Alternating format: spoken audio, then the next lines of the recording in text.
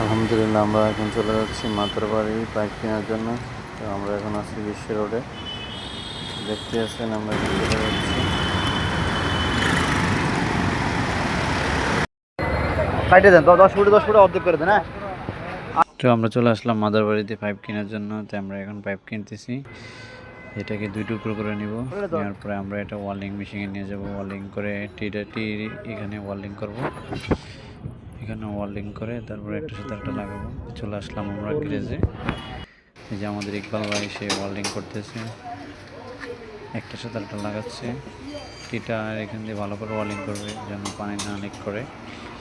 এটা আমরা ওয়াশার কাজে ব্যবহার করব, ওয়াশার পাইপ লাইনের কাজে। তো দেখুন আমাদের ভিডিওটা দেখলে অবশ্যই আমাদের ভিডিওটা লাইক করবেন, শেয়ার করবেন, আমাদের পেজটাকে ফলো দিয়ে রাখবেন। তো দেখে থাকুন আমাদের ভিডিওটা। আসসালামু আলাইকুম।